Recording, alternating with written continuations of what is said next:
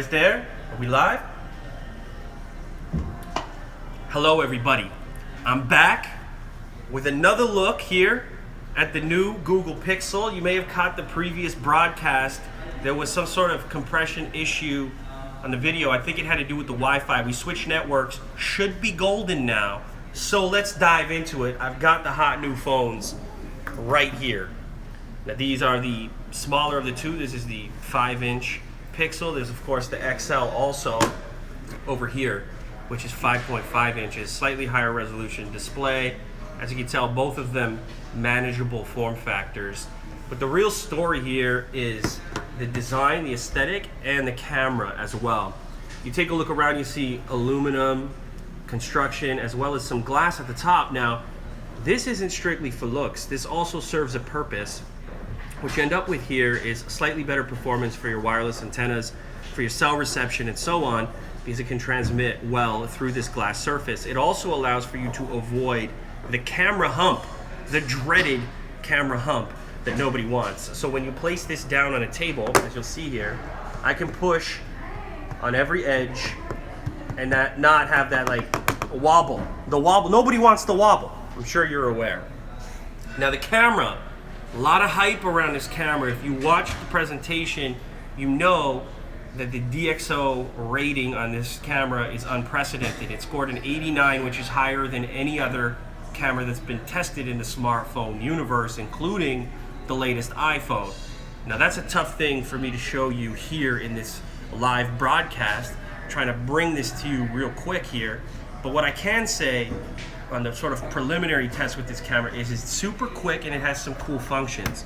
So for example, if I snap a photo of this right here, I could just sort of hold down and you see that was 15 photos in a couple of seconds.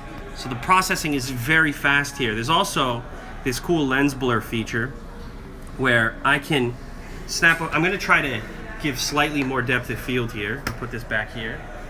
If I snap a photo of this case and then slowly elevate the camera up, I'll get a check mark. Now it's processing the lens blur. And what that does is it emulates a shallow depth of field that you would get from a camera with a very large aperture. You can see it blurred out the background there, and now the foreground is in significantly more focus. That can be modified after the fact as well if you decide that you want to change the composition at a later point. So, two different colors. This is very silver, and this is quite black. Kind of funny names there. Essentially, this kind of looks like a very dark charcoal, and then up on the glass portion, it's super black as well. Around the device, you'll notice it does have a headphone jack. I know a lot of people were kind of upset that this is being removed from some other devices on the market. You do have it here, but you've also got a USB-C connector. So theoretically, that could be used for audio in the future as well if you want to keep it strictly digital. But that's also quick charge.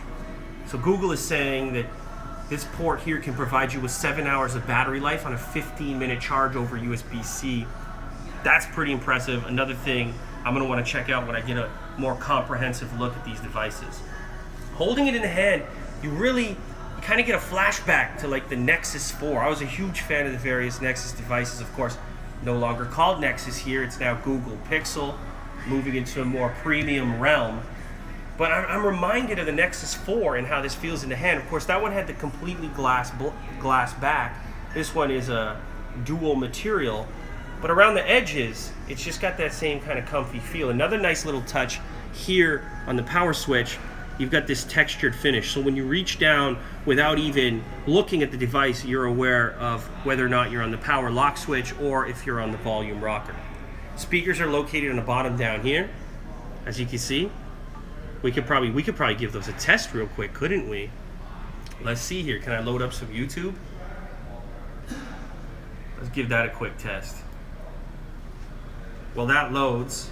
I just want to show you the difference in form factor between the two. So this one is probably going to be more popular amongst one-handed users. I can easily reach across the display. This one, though, probably a better choice for multimedia. Not only is the display bigger at 5.5 inches, but it's also slightly higher pixel density QHD versus full HD on this device over here. Once again, Wi-Fi issues ensue. Can't bring up the YouTube on that one. Let's try it on this one over here.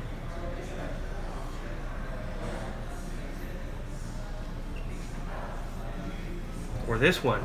I've got multiple opportunities for YouTube loading here.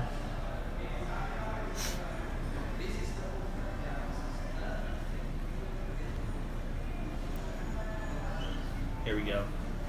Something tells me this one's gonna do the trick. There we go. All right, so if I load up some video here, maybe I'll do a quick search for Unbox Therapy. And of course, the famous video from yesterday featuring Ryan. And if you didn't believe I was sick, here's all the evidence in the world. So here you get a sense for audio.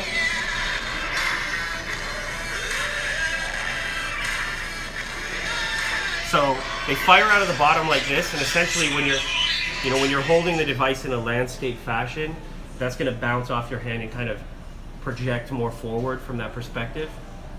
So this is, I mean, what are we talking about here? We're talking about a move into a more premium space, availability on more carriers. You can now get this thing on Verizon, various other popular Canadian carriers. Potentially it'll be subsidized, which would be interesting to a lot of people. Maybe you can pick this up for less than the sticker price. I think that's exciting. Pair that with what's being called the best camera in the business, and all of a sudden you have a compelling package. But that's not all that happened here today. We also had this, the Daydream headset, which it's tough for me to really portray this to you through video, but this thing is incredibly comfortable and incredibly light, and it's something I've been hoping for in the VR space for a while. I've tried all the various universal VR headsets that are on the market, and they all have their drawbacks. Nothing has been put out that's perfect, and one of the biggest drawbacks is the weight of those things. They're all quite heavy. Now this one, on the other hand, super lightweight. There you go, fashion show for you, and made out of soft materials. So extended viewing sessions, in theory, should be a lot more comfy using something like this. Also, getting your device in and out and working with multiple devices. So what they decided to do here is simply have this flip down and one latch. Now on the inside, you're going to notice the new control as well. This could be your input method for the device. And what's nice is you don't need to look at it to understand where your finger is. You have this recessed touchpad on the top.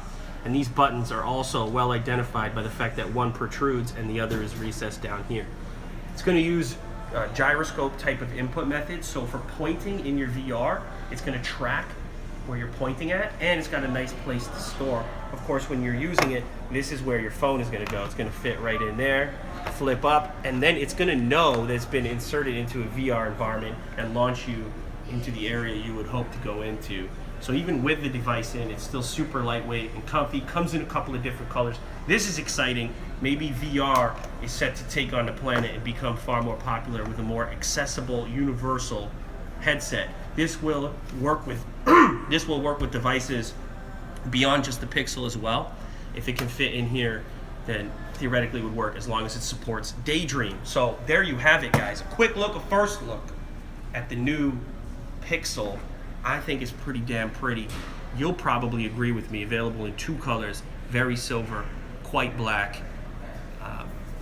I think you're probably going to be interested in this, and definitely stick around because I'll be diving more in depth as this becomes available in a retail form. I'll do a full unboxing video, give you guys some more camera tests, and something I'm especially excited for, the video mode. You will see the 4K video mode with this sophisticated image stabilization that I saw in the presentation. It's like doing all these intense calculations for stabilizing shaky hands like the ones that Jack uses. Thanks for watching, guys.